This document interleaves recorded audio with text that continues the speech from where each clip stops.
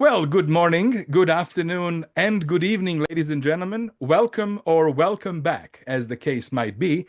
My name is Dalibor Petrovic. I'm a founder of the Summit Leadership Alliance, the elite expert network that specializes in strategy activation with embedded tech leadership and talent development. And I'm also a host to these TechTonic Conversations, a channel that brings to you conversations with technology leaders, enterprise tech futurists, where we discuss interesting, important, relevant topics around technology, enterprise, evolution, and now professional services. Today, I am thrilled to welcome Usman Sheikh. Usman, welcome and thank you very much for your time. Yeah, excited to be here and about this conversation. As you know, this is a topic near and dear to my heart these days, so excited to chat about it. Absolutely. And so for the audience that is joining us, today is Thursday, April the 10th. We are actually running this program live, which should give you an opportunity to submit any questions you might have for Usman or me using the Q&A function of this Zoom platform. But if you are watching us later, this session is, of course, available on YouTube. If you enjoy this content, please consider liking and subscribing to TechTonic Conversations YouTube channel. So now, Usman, you and I met through LinkedIn. I Yeah. was really curious and then pretty impressed with your posts on the disruption of professional services industry. And I thought, Right. oh my God, I think that we could have a really interesting, very timely debate and discussion around what's actually happening with professional services industry in 2025, Right. perhaps with a specific zoom into management consulting, right? And Yeah. those tech-enabled elements of professional services industry. Yeah? Right. Yeah. No, it was, yeah. I think the way that I got to here, so just for some people's background, I'm not from the industry, so I'm an outsider. And what was interesting when I connected with Alibor was that he spent his career within these firms, and I think that the insider-outsider perspective is very interesting, and it's always the way that I learned the most. And Yes. so yeah, it's So Usman, maybe we should start by you telling us a little bit about your story, who you are, what you do, right. what brings you to this field, and then we can Yeah. start unpacking the topic. All right, sure. I'll give everyone a very quick sort of like overview. So, hi everyone, I'm Usman. I was actually born in Karachi, Pakistan, and I made a contrarian decision when I went to university to go to Singapore instead of the West. And I think like that was the first of many such decisions that I would make in my life. And I set up my first company in 2003 while I was still at university. And that just set up my entire career on entrepreneurship for the last 22 years. I spent this time sort of like building businesses and investing in them. The highlight reel is that in 2010, I sold an outdoor advertising company that I was running. I got into HR tech and sort of like did that from around performance management. In 2016, was fortunate to see the crypto sort of like boom getting started and built a firm around that, which we exited in 2017. In 2018, we set up High Output Ventures, which is my personal holding company, which we sort of like build, invest, and create businesses. From 18 to 21, I spent a lot of time investing in the venture asset class and creating business in that area. 21, I noticed the valuations in the asset class had become way too overvalued. So we sort of like made a switch into thinking about how do we acquire service firms and optimize them with technology. This is pre sort of like GPD era where I wanted to take my expertise in building remote teams and offshore teams and sort of like build that into it. GPD happened, and then last year we sort of like set out to acquire accounting firms, which is when I came head first with the entire professional services sort There of we go. like industry as a whole. I started connecting with a lot of people from private equity in the space and the opportunities. And one of the things that I do is that whenever I want to explore a place or a space, I start writing about it. I've done this many times. And so I just started writing about it to try to get my thoughts around it. And that's what I just started to see how large the opportunity space is, how big some of these firms have become. And these days, I write primarily to explore this and build a thesis as to how can we sort of like build, acquire firms that are going to take advantage of this disruption in the space. So you are coming at this from an investor perspective. You are looking as a venture capitalist equity investor into professional services business Right, and contemplating what's really going on so that you can ensure you're making the right investments and right moves for you and your right. businesses, right? Yeah, because it's quite different. What's interesting now is that, this tech first component of advisory firms that we'll get into is what is interesting because first it primarily was service-based businesses and venture class investments didn't go together because the return profile was not correct.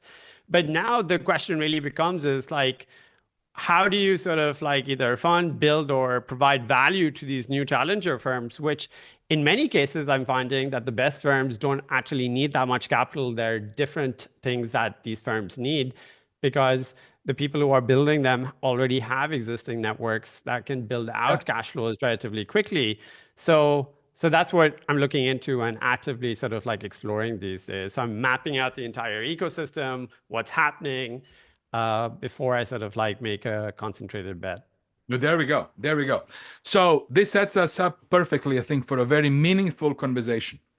So maybe we should start by reflecting on the traditional formula that Right. existed since the modern invention of professional services business, which happened about 180 years ago, right? So, Usman, what's your take? I'll provide mine after. Right, right.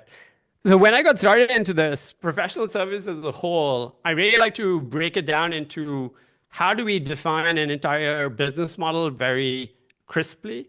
And I think it came down to a simple formula, which I believe you can apply to most professional service firms, which is headcount multiplied by a rate, an hourly rate or an average rate, multiplied by utilization. Correct. And I think this forms the basis of any professional service firm that I've looked into.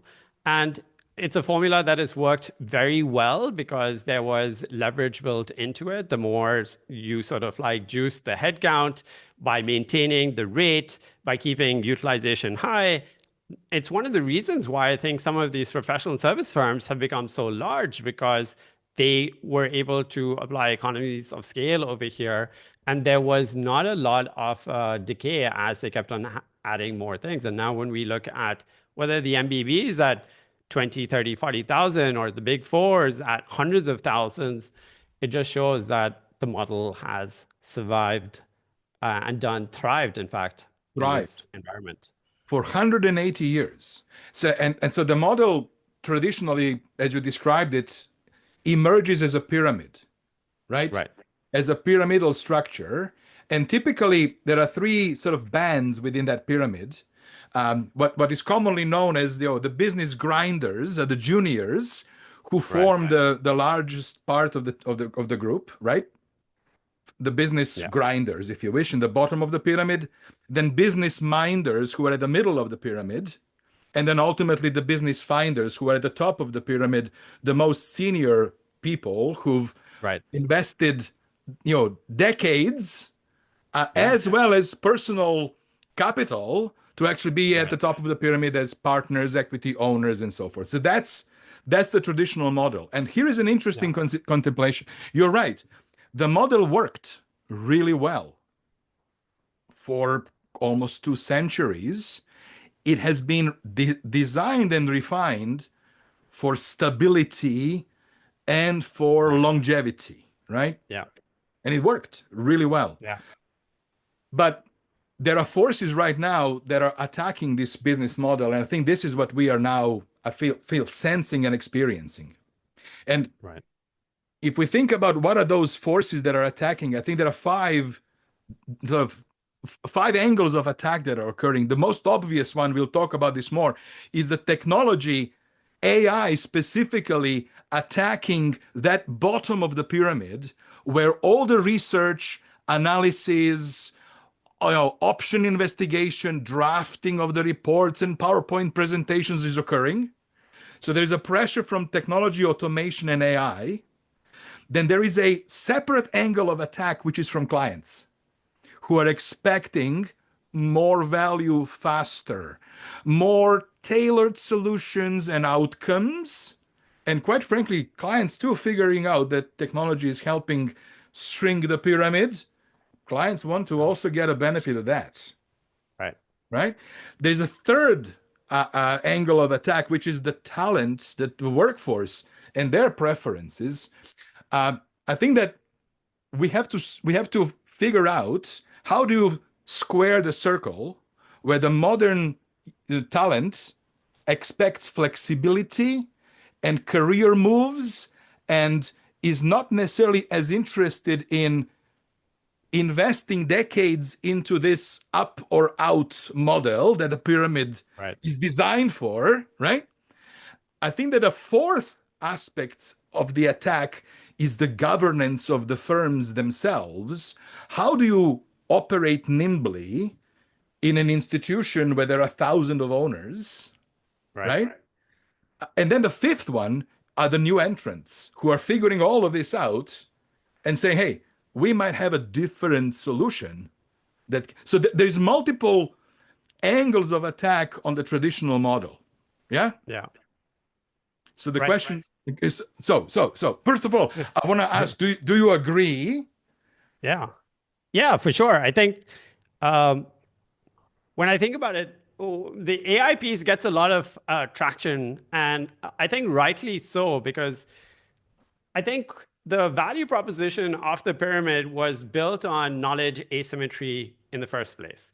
Uh, Consultants sort of like had this breadth of experience, data, and knowledge that they had that operating firms didn't have. Yes. And so there was a good sort of like, okay, you come in, you do this work for me. I don't have the capabilities. I don't want to spend and hire resources on my PNL for this thing because I don't know how long I need it for, and I need an external party anyways to get this done. Correct. So I think the symbiosis worked very well. So you're absolutely right. If I would say like two pillars of why anyone would hire professional service firms is to get Yeah, access to that knowledge and expertise, yeah, but there is also a big plus, and to access the sophistication and experience. yeah, And how I would describe that part is this is helping you navigate the yeah. culture and personalities of the board and executive, bring Right, in the wisdom, connect the dots, activate your intuition, help right, influence people. That aspect, on top of knowledge and expertise, I think has been the winning combination, right. I fully agree. right? So And now AI, AI is taking this cost of knowledge right, down to zero, man. right. And so and I think like that's what's getting a lot of the thing, which is that initially we were paying for all of that knowledge, and like you're saying, clients are requesting the reduction of it. But I think like now insights were rare, and then leverage came from these teams, and now insights are everywhere, and leverage is coming from AI. And then how do we reconcile this model for ourselves is the core thing right now. And I think so. Breaking down the model, so AI is sort of like attacking this at multiple vectors. Like there's margin compression, which lowers the rate that you can charge for it. Yes. What also happens is that the headcount sort of like reduction happens as well, Yeah. because you can sort of like get more done with less people. Utilization also for your best people goes up, which Yes. is really interesting. But this brings a governance a challenge as well. Like, let's say that you're a partner and you were a partner at one of these firms, and you had a pyramid of, let's say, 10, 15 people that were in your pyramid, and you delivered certain types of work for the pyramid. And let's say that you could now get the same work done with 5 people instead of 15. And let's say the 10 people that you're going to do saves the firm $1 million because you are now more efficient, you've boosted utilization. The problem with the compensation model is that it becomes very tricky now for the firm to reward you to being more efficient because the governance still distributes profit in a certain way. And so now the smartest partners, which are working more efficiently, are saying like, listen, this doesn't reconcile. Either you pay me a lot more, which will then create lots of other internal governance problems because senior partners are like, wait, why is this partner who's just made partner 3 years ago making this much money? I spent 15 years doing all of this. And I think it raises, and this infighting is a really interesting sign because whenever I study disruption, this is what happens. Like it dissolves from inside versus from the outside forces happen, but you sort of like shoot yourself in the foot inside. Yeah, very good, very good. I think that like intuitively, this what you're describing makes sense. And how this is manifesting in the real world is that this pyramid that looks like this is because of what you described is shrinking, right? It's shrinking this way. You Right. have less need for people in the middle and juniors. And what is really emerging is a pyramid that is inverted, that looks like this. Yeah. So this is actually a model that is emerging. Yeah. That so now what? No, Yeah. now this technically you described one outcome of that partners Right. who are able to be much more efficient Yeah. can drive higher profitability and consequently require greater Yeah. compensation. Right. But in the longer term, what this will result is in less and less opportunities for juniors Right. to come into the firm and grow through the firm into Yeah. this traditional pyramidal model that is essentially based on a social contract between a firm and a talent that if you Yeah. work hard enough, long enough, spend years in it, you too Right. will grow through the chain in this up Yeah. or out model, and you too will eventually be the business finder that is, Right. generating income. So now Right. this shrinkage is removing the opportunities for young talent, but at the same time, the source of new leaders is no longer available. Yeah. It's a double whammy situation, right? Right. And I think like another consequence of this inversion is that I think the dirty secret is like partners would sell the work for 1% of their time and get everyone else to fill in the blanks for the 99% of the time. And I think in a world where knowledge is becoming more democratized, insights are becoming more rare. And so the leverage is no longer with your headcount. The leverage now, I feel, is with AI and senior leadership providing that insight, where that 1% is just not good enough anymore. Like the partner now needs to spend a lot more time with their client because the client requires that level of experience.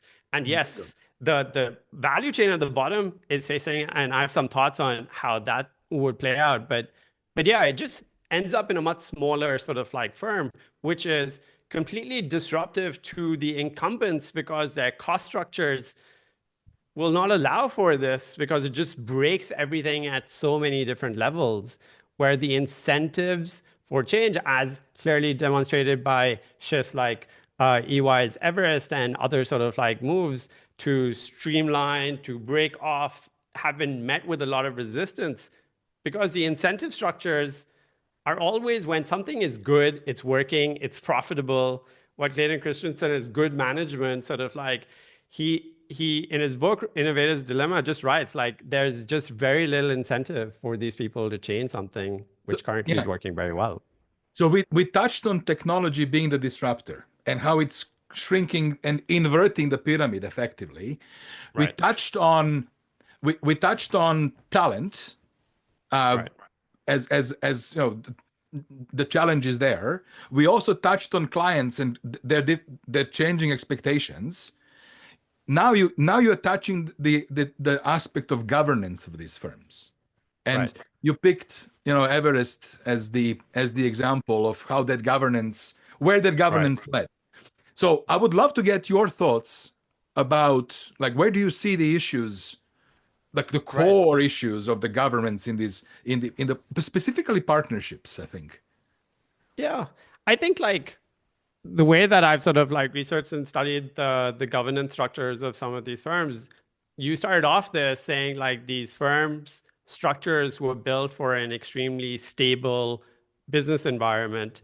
And I think all of us are privy to this, that it just feels like yesterday there were tariffs or not tariffs, and the day before there were tariffs. Like the rate of change at what is happening, the environment is no longer stable, right? Yeah. And so when the governance sort of like system was set up with this, hey, where do we allocate funds? How do we compensate people? Which firms do we buy? How do we navigate in these new areas? I think that itself becomes a liability because it's just too many people making lots of large scale decisions representing hundreds of thousands of people or tens of thousands of people. And I think the speed component is going to be the one that holds them back. And I think to me, that's the core sort of like trap that they find themselves in right now. Yeah.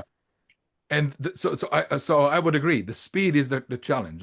The ability to be quick and agile is a Right. challenge, and it's a challenge because you have the structure of ownership is distributed Right. amongst dozens or hundreds or even thousands, even tens of thousands of owners in the largest firms, right? So here is the dilemma. You need to pivot quickly. You need to make quick decisions. You need to make investment choices. You need to make risk choices quickly to be competitive. Right. And yet you have an army of owners who who want to feel valued and recognized, who want to have their voice heard, right? Yeah. So how do you square that circle is, I think, a question that many firms are currently struggling with, right? There are Yeah. ways that they are coming up with to solve for this, but that is, I think, one of the biggest challenges, right? Right. And I think it just comes down to incentive structures at the end to make these sort of like decisions, right? So if the way that profits are divested, and when I speak to partners, they talk about how they're investing in these new assets, buying these firms, sort of like being more flexible.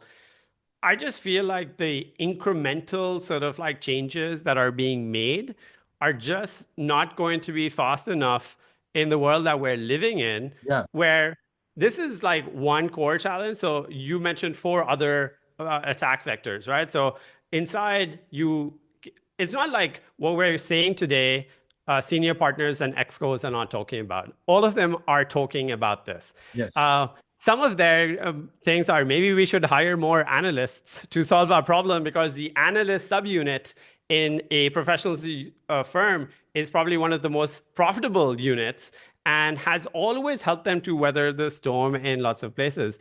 But I feel like we're using patterns and thought processes that worked 10 years ago, 20 years ago, and it's not very applicable right now. And I think the biggest risk is using what's worked before and trying to apply the same pattern today. And if a partner is not actively using these tools, figuring out like where leverage is coming from and trying to apply the same strategies that have worked before, I think like they find themselves stuck. So what I heard you say is that, and I would agree, like this is not like we did not now discover hot water or a bicycle. Like this is known. Yeah.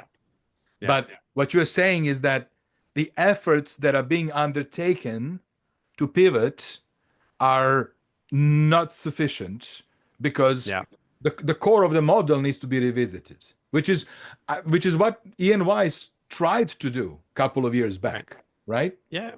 Right. So, and what we know, what the history tells is that idea did not go through because at the end of the day, partners who were most senior, perhaps, chose to not follow Yeah. it, chose not to agree with it, right? Yeah. So those who should have the highest vested interest to see the model completely change, renewed, refreshed, have Right. the highest vested interest in preserving Right. the status quo, Yeah. right? Exactly.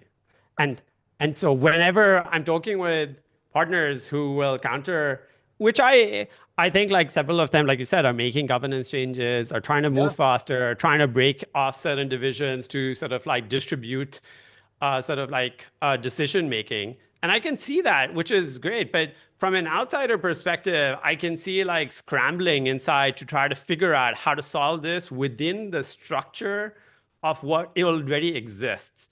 And Yes. while individuals can be rational, I think collectively that's where the problem really happens, right? Because collectively you have like these diverse incentive structure. The 42-year-old partner and the 52-year-old partner are playing two very different games right now. Yeah, that's true. And how do you sort of like balance that out? And with voting, as much as it's concentrated with certain equity and other senior partners, uh, I mean, everyone talks about it, but all votes are not created equal. Well, fair. And yeah, So really, it's hard for the incumbents to go through that change because they actually are trapped in a model that has worked so well for right. so long, right? Yeah, And right. people at the very top who actually should be driving that change fundamentally are kind of vested in the status quo. That I think Yeah, has to change, right? right. Now, And and just one last point, and it's a more meta point on this, but I wrote about it today as well. I think like we have to really talk about pride over here. The fact of the matter is that these people have spent 20, 30 years of their lives moving up a certain ladder. yeah, Their identities are wrapped in that I help companies to manage change, to disrupt sort of like the status quo, to make the difficult decisions. And I think like this is orthogonal to this, which is like they're struggling with these themselves, but pride is a very expensive trait now for these partners because I think so much of their this illusion of success that comes from this system that they have helped create, they will defend it right to the end. And I just don't see that sort of like changing, which is what excites me a lot because I feel like disruption, therefore, is only inevitable in some shape or form. And yeah. yeah. So as we are discussing this, as you're describing these challenges to the pyramidal model, what I have in my head, like the pyramids of in Giza, right? Right. They are in the desert. I think that historically they may have been surrounded with lush forests, right? Right. But they are Yeah. so strong and so persistent and such stable structures that Right. environment around them has shifted Right. and the greenery is gone. They still stay there, but now in the desert. Yeah. Well, So that's I'm a almost great like, analogy. right? It's an interesting, an interesting mental picture in my head. So, Right. so the challenge is that the model has been refined for over 2 centuries for the stability, and now we have a unstable environment around it. Right. Now, you are investing in Yeah. companies that are changing and challenging this industry. Um, Right. Tech first. I would love to. Like, why don't you explain to us, like, what is your thinking of Right. where is this going and what? Yeah, Yeah. So I think like there are lots of things. So pretty much we can see it, everyone can see it, that there's struggle over here, there's margin compression over here. Uh, Technology leaders at some of these firms are not given, let's say, the level of rank within these firms because like the existing model works so well that technology has always had like friction within the larger firms, even though several of them are launching their own platforms now. So the way that I was looking at the space was that there are a lot of now competitors which are coming as tech first platforms which are providing technology which will automate a lot of the work that gets done at these firms. All of us may have seen them, work that does your data visualization for you, creates your slides for you, provides writes papers for you, does analysis for you. creates the knowledge graph for your firm for you. What what I find difficult with just technology only firms is that, when we talked about like there was knowledge first and there was the human element over here, I think like I don't know whether you can disconnect these two. I still believe that the human component is still required even if you sell technology to within these firms, 100%. unless it's much lower in the food chain. Like if you're selling a product which does slide conversions for you, sure, that can be a line item, you know. But if I'm spending something which is hundreds of thousands or millions of dollars per year, you know, like I still think that there's some professional service advisory which is required. So that's why I call it 100%. like tech first advisory, where there could be tech that you have either internalized yourself or have used other people's tech, and then you wrap that with your own sort of like advisory skills to create a firm that is going to now provide challenging sort of like capabilities to these firms. Where So, the other macro thing is like we're moving from selling hours to selling outcomes, and I think like that's what tech first advisory firms are going to be doing, because I think we're moving from the era of let me tell you what to do to an era where here's how you do it and here's how you build the internal capability to keep on doing it, which is again very destructive to the pyramid model, which is a land and expand model where you get in and then you just spread, you create dependencies, regardless of whatever is, countered. Like this is, you are taught this when you're sold. Like, this division finds out there's a problem, then you sell to another division, and pretty soon, you've sold to a lot. And so that's where I see the tech advisory, sort of like tech first advisory firms coming the in. tech first advisory, and I'm going to assume what you mean is tech first advisory across all different industries. So, Yeah. tech firm Yeah. advisory for law, tech firm advisory in healthcare, tech firm Right. advisory energy, tech firm advisory general management consulting, right? And I think you can go much further, because I think that you could go tech first advisory for security or cyber risk or something like that. I feel like there is enough. The TAM of the area should be large enough, so it shouldn't be too niche. But these are very large components.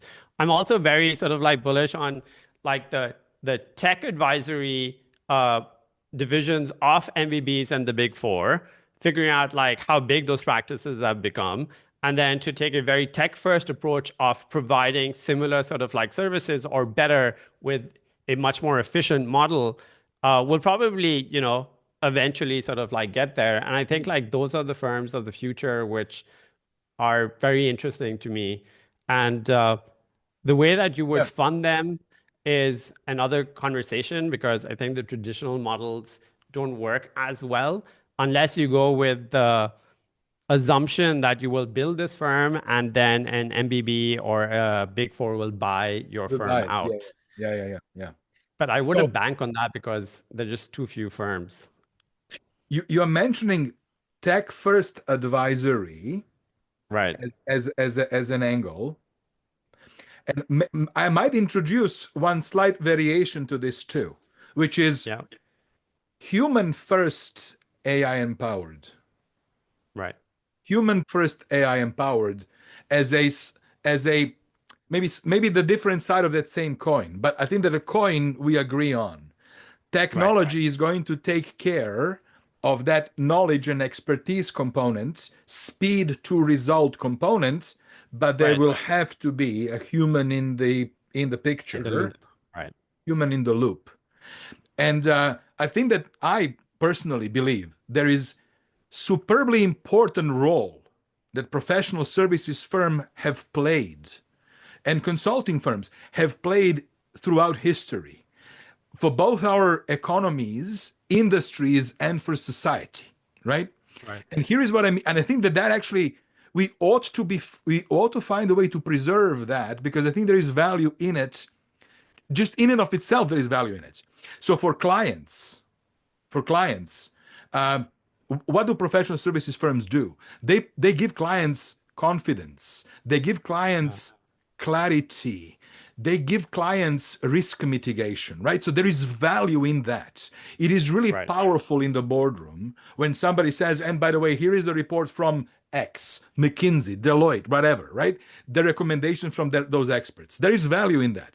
For regulators, professional service firms serve as extension. They're the arms and legs of regulators, both in terms of helping industries like adopt regulation, but also audit those regulations. So there's value in that. Right. And for the Right. economy, what we know is that professional service firm, management consulting firms, they've been a source of top talent for industries and economies overall. Like I think 15% of Fortune 500 firms Right. are led by people who have consulting experience. Right. So I think that what I wanted to make sure that I say here is that there is absolute value and power in Yeah. professional services industry and consulting. What we are Right. talking about is how do we shift the traditional 200-year-old business model into Right. something that is going to create even more impact, even greater value at the end of the day, right? Right. Yeah, 100%. I think what you what you said, and just building on that, I think it's just not the individual, like the individual. I have this trust triangle, which is human judgment, influence, and relationships. I think like that trusted advisor has always been very important, will continue to be very important. I think what we're talking about is the delivery mechanism of how value is delivered Derivative, is yes. changing. Yes. And I think like that's where a more constructive conversation happens. I don't think it's us versus them. At the end of the day, there are clients which have certain needs that have certain outcomes that they need delivered. The way how you deliver this is what's in question. And if there is a more efficient sort of like way as to how to get it done, email versus fax machine or whatever it is, like you can stick with the old way of doing things, but if there's a far more efficient way how to do it, I think eventually the markets move, and then your legacy infrastructure becomes your liability, essentially. Oh, yes, absolutely. Absolutely. Now, uh, I also wanted us to touch on capabilities that Right. will remain valuable. Like Yeah. you actually wrote a brilliant LinkedIn post today, and Right. I have it printed. I want to call this out because this is, I think, superbly important and powerful. This talks about the future. Right. So you said clients' engagements are transforming from static deliverables to continuous partnership. I Right. love that. How I translate this is, and correct me if I'm wrong, but historically, you hire management consultants to help you with strategy, to help you with roadmaps, to help you think options through and land with recommendations, right? That's typically Right. your project. And you can pay 50,000 to $500,000 to more than $1 million to get that done. And the manifestation of that is very, very smart people coming to do that very deep analysis, come up with options, and give you a recommendation, and then they leave. Right. Then they leave. What this tells me is that you are sensing that the opportunity here is not there anymore, but actually now come with and let me take this idea into action. That Right. is, I think, the opportunity here to move from this static deliverable into now taking that into an actual concrete continuous partnership and implement and actually realizing the advice. Yeah, Yeah. It's skin in the game for both sides. Yeah. it's skin in the game, right? The second one you mentioned is from trust our analysis to let's co-create solutions. I love that. I love that. So how I'm interpreting that is no longer is it PowerPoint deck really the king. What is the king is to have your partners now, strategic partners, who are there with you, who are coming up with ideas, and you are co-designing tailored solutions that can actually be very, very bespoke for the exact client circumstance that is needed right now. Is that how you see Yeah. that Yeah, for bullet? sure. Yeah. It's like freedom from just cookie cutter frameworks being copy pasted and sort of like being done and saying like, oh, you need a digital transformation. Like here's what's worked for this industry over there. It's it's sort of like going much deeper. The problem is with the existing pyramid structure, a partner doesn't have the time to go deeper Yeah, because how many clients can you serve? exactly. Yeah, exactly. Exactly. The third point you bring is from quarterly check-ins to real-time collaboration.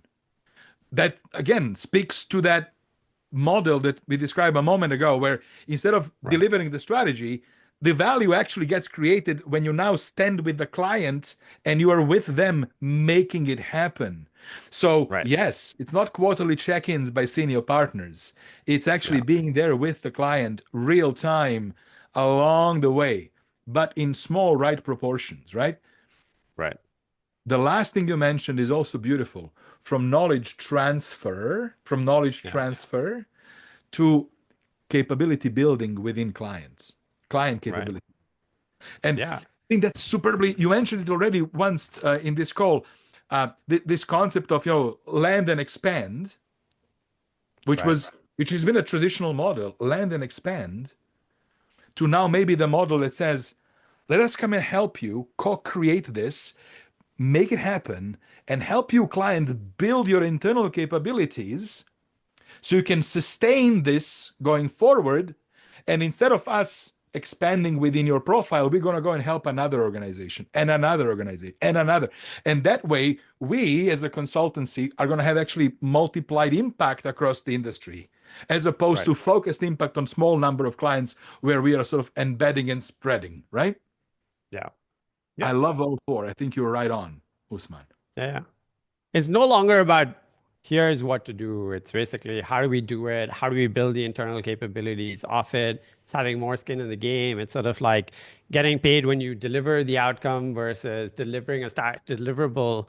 I think like, and then when you talk this language, a lot of the existing firms will say, yes, we do that, but I mean, I'm sure they do it to a certain extent. These clients keep on paying them, and this happens. But I feel like the depth which is required, the amount of collaboration that's required, the speed at which it is required today, it's just changing all of these dynamics, which for me, therefore, creates a very large opportunity for people. Now, challenger firms, we've spoken about challenger firms, they have their challenges. Biggest one used to be, oh, you're too small, you can't take on a project this large and things like that. They didn't have the cash flow, the people. I feel like AI unlocks a lot for them right now. It's still at the earliest phases. When we're talking about disruption of such large industries, I'm not looking at disruption to core sort of like projects right now. I'm trying to figure out like Rita McGrath in her book, Seeing Around Corners, talks about this. It's like, where are the edges? Like, snow melts from the edges. So, where are the edges of disruption going to come in? Because if a challenger firm can take up 10, 50, $100 million book of business, sure, it might hurt some of the bigger firms, but it's not a fatal wound, right? Like, ultimately, you take that and you build an extremely powerful and profitable business. That excites me a lot. I feel distribution has become a lot easier. The ability to uh, put your skin in the game is there for them to say that. Scalability of resources, can you handle this work, is getting nullified with the technology that is available and will continue to get better. I think people are also discounting the rate at which that intelligence is growing, right? So there was an article that it's doubling every 7 months. And so that's insane. Like, when you think about like the rate of like the model capability sort of like doubling, that just means like, in like the quantum jumps that you'll have a year and a half from now, I don't think that we can imagine. And I think like that also interests me a lot Yeah. into all the opportunities. Yeah, I think that that's a very good point you brought. I think that this maybe for the first time, and I've by my hairstyle you can tell I've been around for a while. I've lived through a number of these disruptions and innovations that changed the game, but nothing like this. I think that people in general are just not appreciating the speed of change and Right. and they're grossly underestimating the impact of this change. I think that the impact will be larger than people think it will be, and it will Right. be it'll be with us faster than people think, right? Yeah. So Yeah. we're in a fascinatingly interesting moment. There, there's a really good question, which is like, what non-obvious truth is emerging that most dismiss as impossible? And I like this question because it sort of like challenges, like, I have lots of thoughts on this question right now, but like, you know, what does the future of an organization look like? I talk a lot about like fractional experts and people coming in.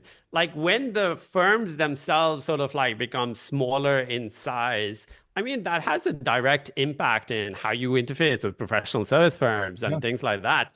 People are heavily discounted because I think like we assume that the structure of organizations remain the same, the way that we value expertise remains the same.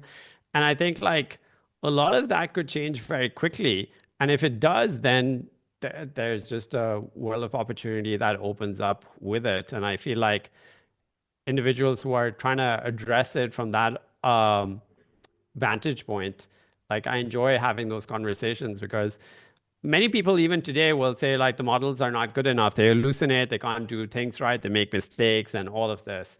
I think like that's typical early stages of disruption. The technology is always not as great, it's lower price, it's lower quality, and but it sort of like scales up very quickly, and that's what blindsides Yeah. incumbents. Yeah. Yeah. And we're just very early Mm. in the So, cycle. so Usman, we have received a whole bunch of questions. So I would Right. like to get us to touch on some of these questions. But before we do that, uh, you are an investor. You're looking to invest in organizations that are disrupting this industry. I would love to hear more about like where are you looking at, or what are you looking at, and where as you place your bets. Yeah.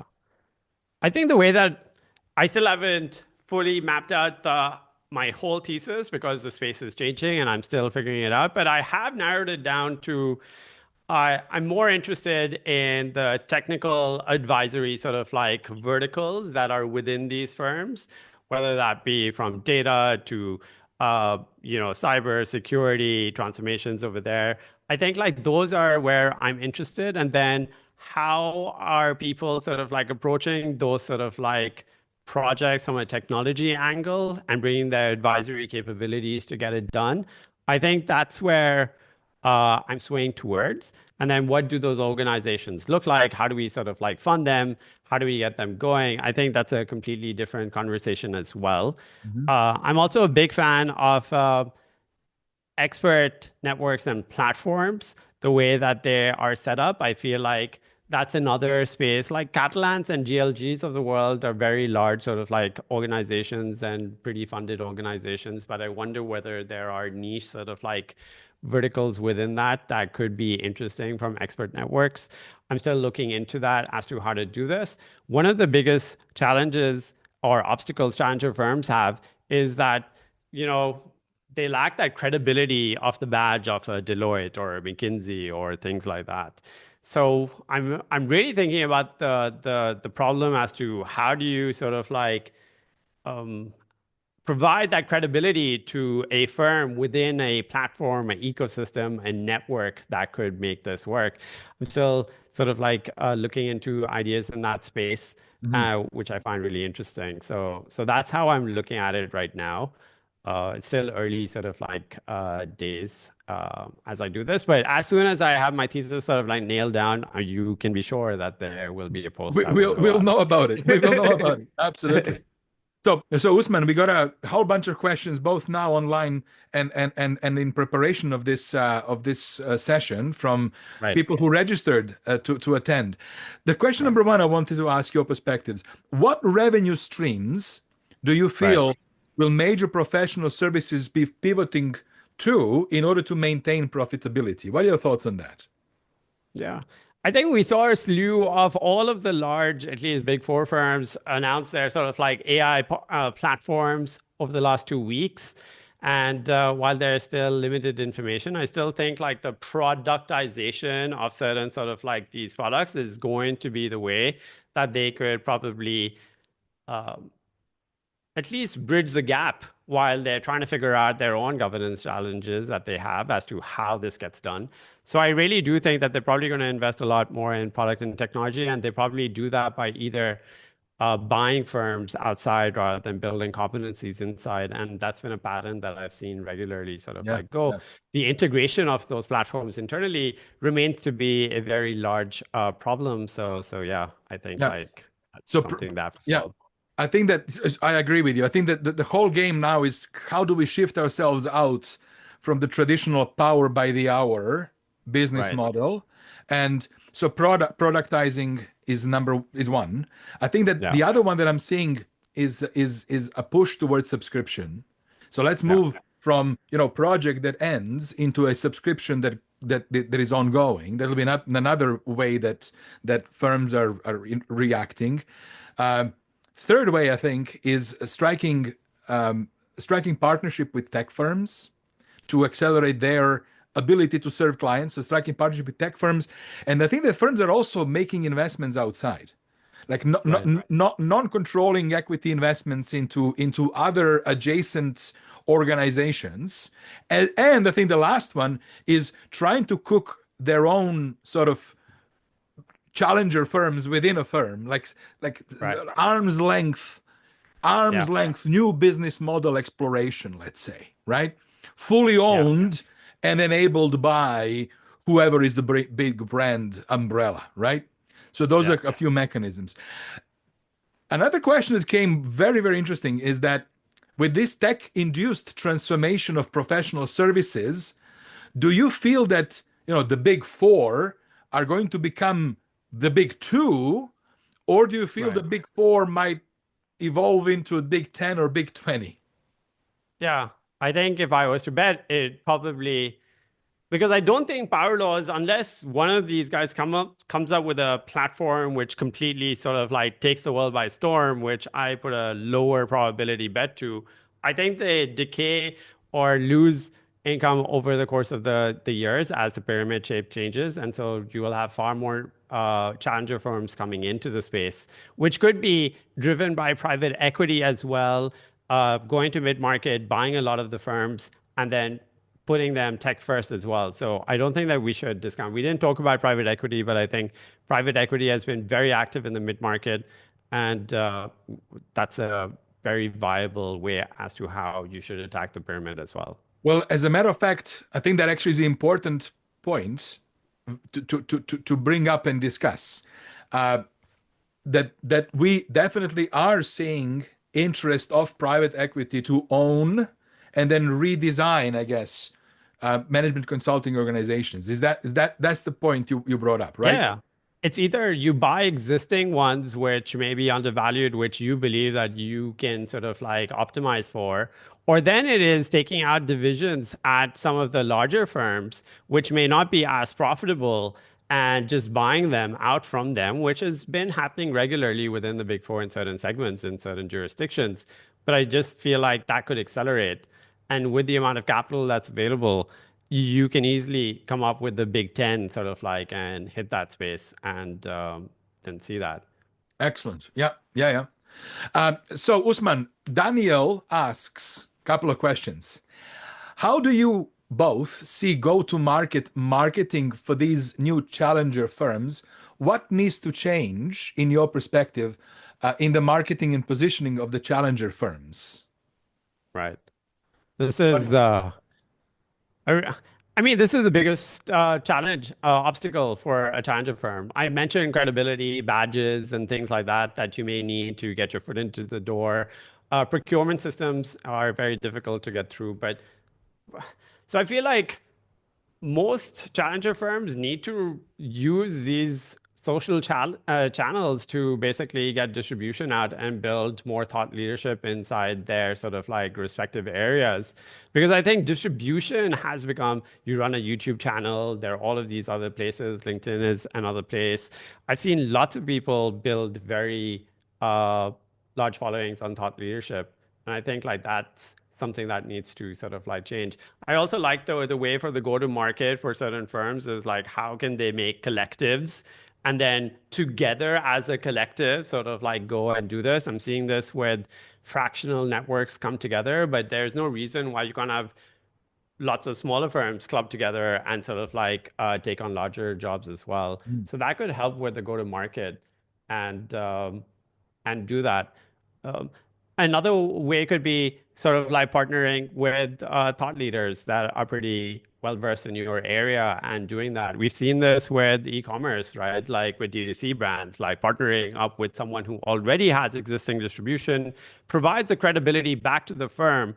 And this will only happen when competence is like matched. Like you should be able to talk the talk, walk the walk, and then the person as who's a thought leader sort of like partners up with you.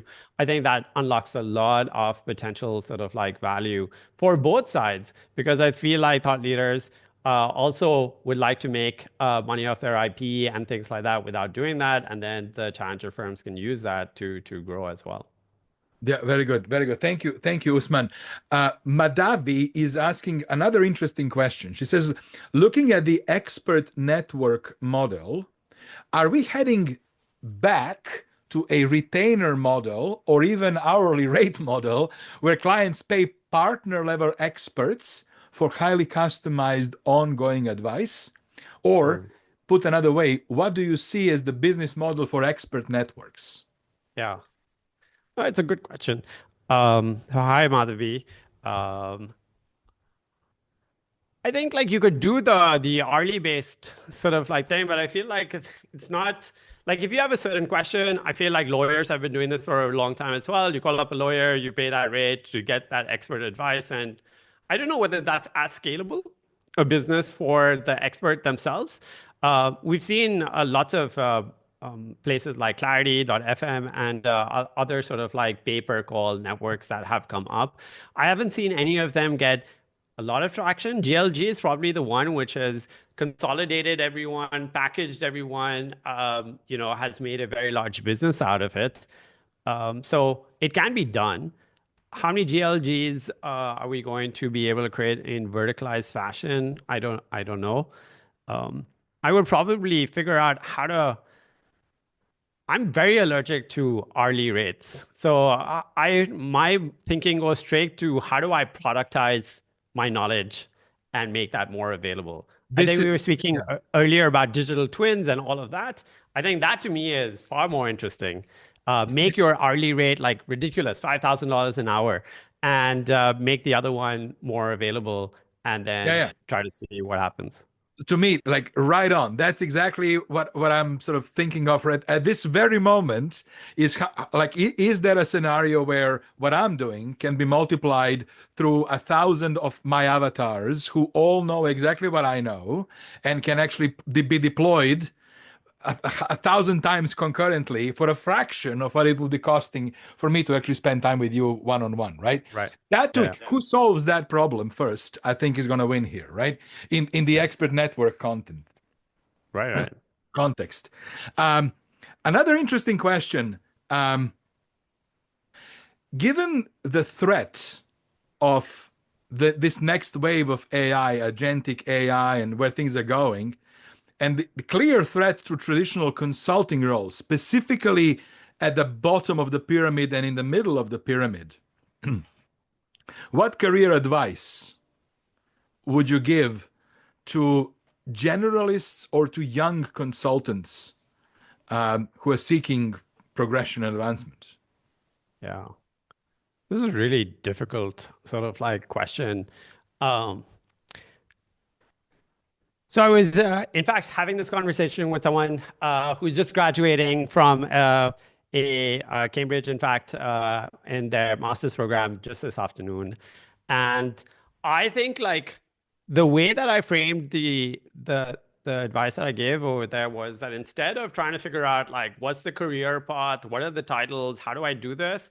I think the better questions are like what sort of problems interest you and what are you uniquely sort of like suited to solve? Now, naturally, the more junior you are, you have to build up competence in a certain area to discover this. And I think like anything which gives you more options to discover an interest is probably the best sort of like advice that I could give because I don't I don't know whether certain career paths are going to be around in 3 years. So, Yes. so if you go into consulting or go into industry, I think it's perhaps find problems that you care deeply about. Like, I think my life has also been around this. Right now, it's disruption of professional services and what this looks like. It's a problem. It's a problem that I care about, I write about. And I think that's the same advice that I would give to any young person or generalist who's doing that. I think, like, versus here are my skills, what do I do? Because your skills can decay at a very fast rate these days. It's what are the problems that you care about? And I feel like you probably optimize better. I love that. I love that advice. So, in other words, figure out what's your ikigai, what's your purpose, what do you Yeah. really care about. Right. Um, and so, to me, there are two potential paths into consulting. Right. One, and by the way, both of them actually have that at the epicenter. You have to know what really drives you, what's your ikigai, what's your purpose in of existence. And I think that for junior talent to join consulting firm, I believe that they need to demonstrate how they bring the power of five of, to the conversation. You remember when we spoke about earlier, said, well, traditionally a partner comes with a team of 15, Yeah. and that's how you actually deliver, and that is being Right. disrupted. So now this same partner could deliver that same value with a team Right. of two that's empowered by sophisticated technology, data analysis, all of the stuff that's coming from the AI, for example. So to Right. me, a right advice to a junior who is thinking about joining consulting is, how can you describe that you are one of those two that is coming with a power of five, as in Yeah. your ability, your knowledge of the existing technology, your ability to connect the dots, your ability to create your own network of agents, your Right. demonstrated ability to automate your life, Right. demonstrating that you can be the power of five. I think that's one way to position yourself Yeah. for a successful entry into the world of consulting. Right. The second path is actually through industry. I think that Yeah. the second path would be you actually spend a decade in industry. You are gathering the expertise that is required from that human side, and then you're entering the consulting as a more sort of senior See. entrant into the business. Right. Right? To me, that's how I would think of that. Yeah. Let me see. Usman, do you have any other are you seeing any other questions from the many questions we are seeing that you think would be valuable for us to touch on? I think our friend Mike Bechtel sort of like posed a question that I wanted to address as well. I think his question was around uh, organizational scale. Is that a bad thing in the world of AI? Like, do bigger companies mean you're just worse off and it's just smaller companies that will win? I think it's a really good question because so much of our conversation today is like around these very small companies which will leverage AI to get scale. So what happens? Do companies ever get large? And what does that sort of like look like? And I think like the way that I would answer that question for Mike is that I'm relatively neutral. I think like as long as the size of the firm um, is able to deliver a certain degree of value to its customers, whether you have 10 people providing that or whether you can do that with 10,000 people and provide that much more value, that's the case.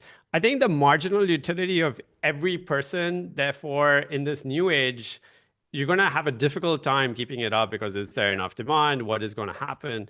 So I remain neutral. I think like there's definitely a space for larger firms in the future for sure. I think there will be many more jobs created that will be there, but I think like it'll come down to whether you can create enough value in each atomic role, which will determine whether organizations become large or not. So yeah, I just wanted to address that from Mike. Yeah, that's a thank you very much for bringing that up. So Usman, we are now over time.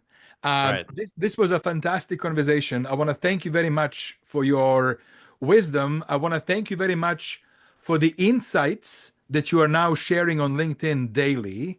I am an enthusiastic follower and supporter of your Thank you. thinking. Um, and I would absolutely welcome an opportunity at some point to bring you back as Right. as this story continues. This we are in a Yeah. live story that is unfolding in front of us. Right. So Usman, thank you very much for this. And for the audience, this session has been recorded. And later on today, I will post it on YouTube channel TechTonic Conversations. If you enjoy this type of content, please consider liking and subscribing to the channel so that you get notified every time I post new content. That is also going to be helping me. So thank you very much for that. And with that, I'd like to wish you all a very happy Thursday. All All the right. See best. ya. Have All a good right. Bye, night, Usman. everyone. You too. See ya. Bye bye. Bye.